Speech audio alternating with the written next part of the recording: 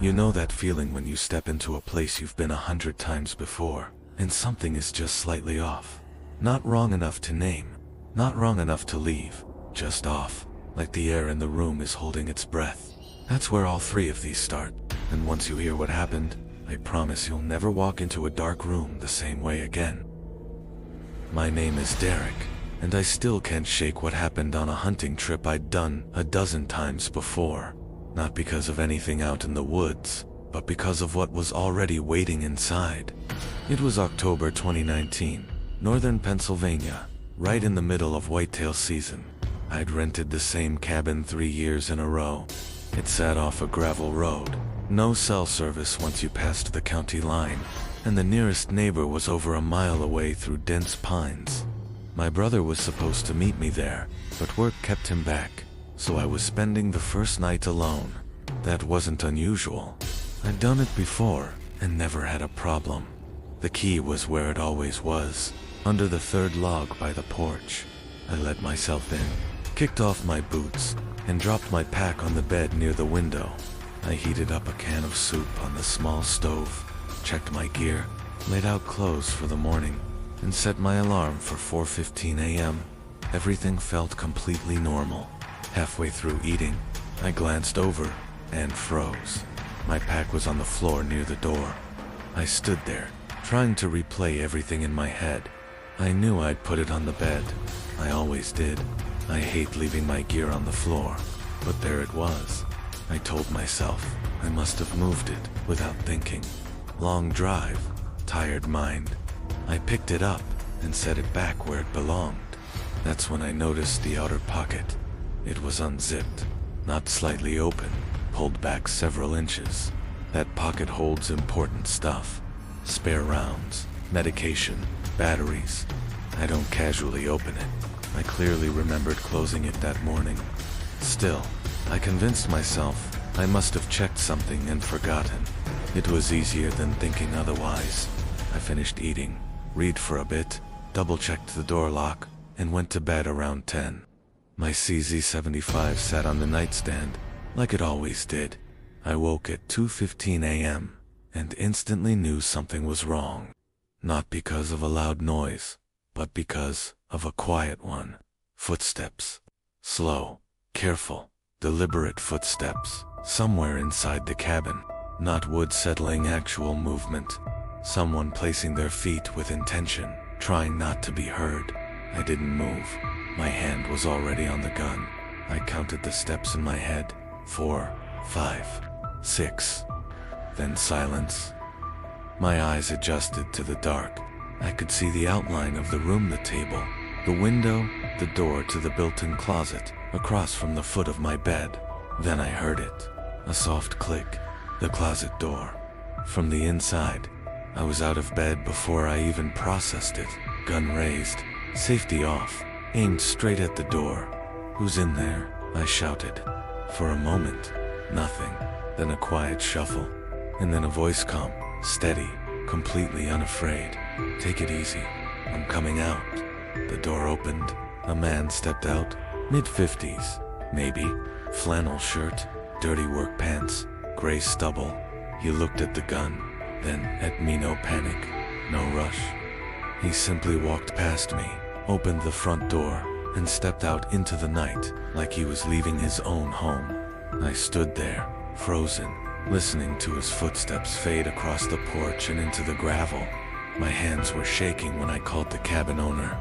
What he said made it worse. He knew who the man was, a former tenant. "He comes back sometimes," he said, like it was nothing, like it was normal. I asked how long he could have been there. He didn't answer. 2 deputies came out, searched the area, and found nothing missing. They said the man was known locally and not dangerous. One of them quietly told me it was a good thing I'd had a firearm. I didn't go back inside. I sat in my truck with the engine running until my brother arrived at dawn. What I can't let go of is this. That man was already in the closet when I arrived. He was there while I ate, while I read, while I got ready for bed. He listened to everything. And if I hadn't woken up, he could have walked out in the morning, and I'd never have known. Or maybe he wouldn't have left at all. That's the part that stays with me.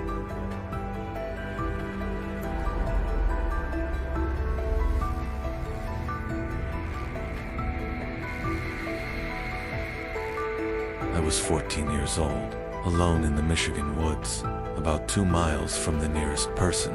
I had 20 pounds of gear on my back and less than an hour of usable daylight left. My dad dropped me at the trailhead at 4:30 that morning, like he did every November. He always said the woods don't bite. I believed him until that day. I knew that trail well, so when something looked wrong, I noticed it immediately. A wide strip of disturbed leaves cut straight across the path, not scattered like normal animal tracks, but pushed aside in a clean, unnatural line, as if something heavy had moved through and forced everything apart. On both sides, branches were snapped at knee height, all breaks pointing in the same direction. I stood there trying to make sense of it. Bear, maybe. Deer running fast. Anything familiar? I even took a photo, even though I knew there was no signal out there. Then I kept walking, telling myself it was nothing serious. About a quarter mile later, I heard something in the trees to my left. At first, I couldn't place it. That was what made it worse. I grew up in those woods, knew every animal sound. This wasn't one of them. It was low and drawn out, like a deep breath turning into a hum. It rose slightly at the end, almost like a question, then stopped. And then the woods went completely silent. No birds, no insects, no wind, just total stillness. I froze and listened, waiting for something to break it. Nothing did. I started walking again, faster now, trying to convince myself it was some animal I didn't recognize, or some trick of distance and wind. Then it happened again, closer, not slightly closer, noticeably closer. Maybe 50 yards off the trail, deep in the trees to my left. Same sound, same unnatural rise. Then silence again. That's when I ran. I didn't think, I just reacted. My gear slammed against my back as I sprinted down the trail. Branches hit my arms, leaves whipped past my face. I fell once, hard, scraping my knee badly, but I forced myself back up immediately and kept going. My lungs burned, my vision narrowed, but I didn't stop. The trail felt longer than it should have, like it kept stretching ahead of me instead of ending. I just kept pushing forward until the trees finally opened up and I saw the gravel road ahead. I didn't slow down until I hit it. Then I turned around, at the edge of the tree line, standing just inside the shadows. Something was there. It was tall, too tall to be a person, at least 8 feet, maybe more. Thin in a way that didn't look natural, with proportions that felt slightly wrong, like the limbs didn't quite belong to the body. It wasn't moving. It was just standing there, completely still, facing me. I backed away slowly down the gravel road, one step at a time, never taking my eyes off it. It didn't follow. It didn't react. It just stayed at the edge of the trees, watching. My dad found me about 20 minutes later. He saw my face and didn't ask a single question. He just went straight to the truck and grabbed his rifle. I told him everything as we walked back toward the trailhead. When we reached the disturbed section of the trail, he crouched down and studied it for a long time. He ran his hand along the broken branches, tracing the direction of the damage. He didn't say anything at first. Then he stood up and looked into the woods. Nothing was there. No movement. No sound. Just the dark between the trees. We walked back in silence. Later, he finally spoke while making coffee on a small camp stove. "I believe you," he said quietly. "Everything you said." After that day, he never let me walk that trail alone again. Not once. And my dad is not someone who gets shaken easily, or invents danger where there isn't any. He's spent decades in those woods. He knows them better than most people know their own backyards. Whatever he saw in that broken trail, whatever he understood in that moment, was enough to change how he treated that place from then on. I've tried for years to explain it in normal terms. Bear, elk, exhaustion, imagination, but none of it fully fits. Not the way the trail was disturbed, not the sound in the trees, and not the way something stood there in the dark, perfectly still, watching me leave.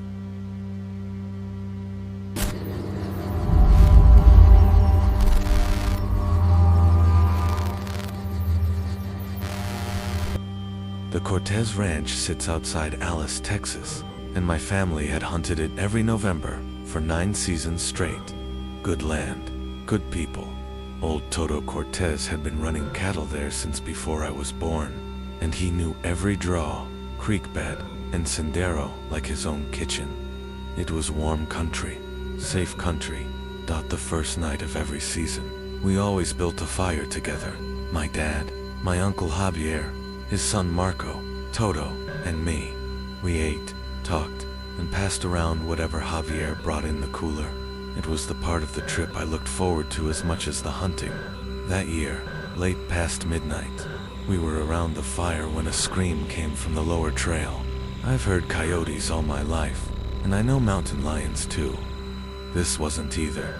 It was long, rising like a question, but wrong, too slow, too intentional, almost constructed. Toto raised one hand slightly, without looking away from the dark, asking for silence. That told me everything about how serious it was. Nobody spoke after that. The fire cracked. That was the only sound. We all stayed still longer than we needed to, and eventually we agreed without saying it to end the night early.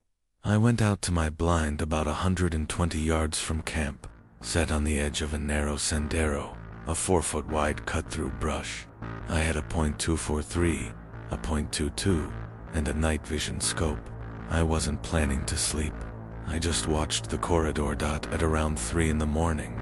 Something entered the south end of the sendero, through the scope.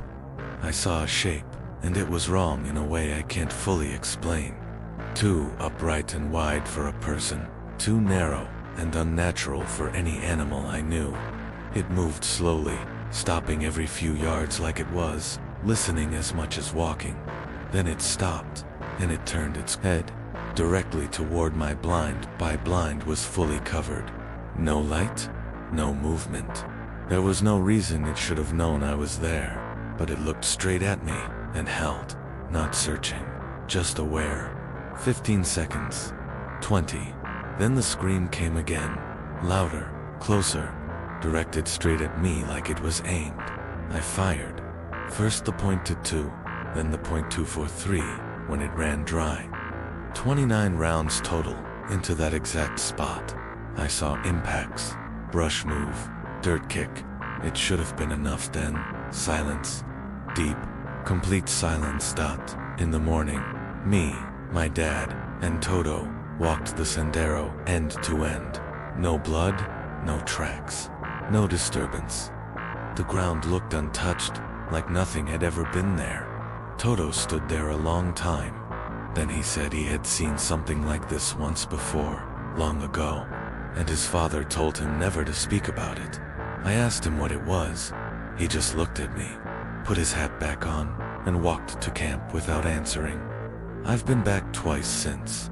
I still sit in that blind sometimes, watching the sendero in the dark, but I don't look too long at the south end anymore, because sometimes, sitting there, I get the feeling whatever I'm watching is already watching me back.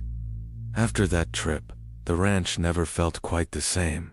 The fire still got built, the jokes still got told, and Javier still tried to keep things normal, but something had shifted in the way everyone listened to the dark. Even Toto started checking the sendero more than once before sunrise. I once asked my dad if I imagined it, and he didn't answer for a long time. He just stared at the fire and finally said, "Some places carry things you don't get to explain, only avoid." I still don't know what stood there that night, but I know it knew I was there. I never told anyone outside the family, because even talking about it feels like giving it more attention than it deserves. Sometimes I wonder if the sound was even meant for us, or if we were just close enough to hear it, and sometimes I think the land remembers more than people do.